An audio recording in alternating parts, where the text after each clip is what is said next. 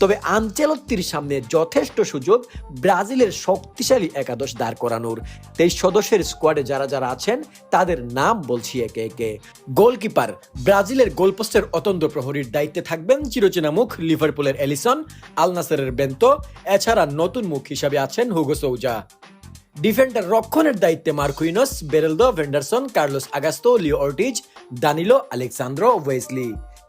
Midfielder Casemiro, Bruno Guimaraes, Andre Santos, Andreas Pereira, Ederson, Garson.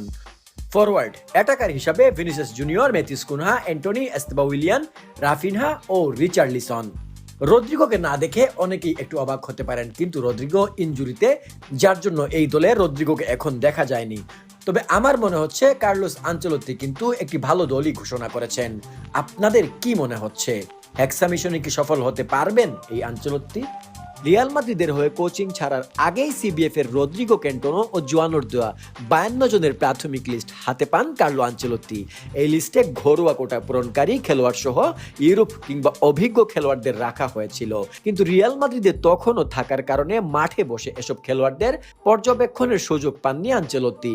কিন্তু সুযোগ না পেলেও ব্যক্তিগতভাবে যোগাযোগ করেন এই ইটালিয়ান, যার ধরুন অভিজ্ঞ খেলোয়াড়দের সাথে যোগ সাজুসের পাশাপাশি ইয়ং প্রতিভাবান খেলোয়াড়দের সাথে ইনার কানেকশন গড়ে ওঠে।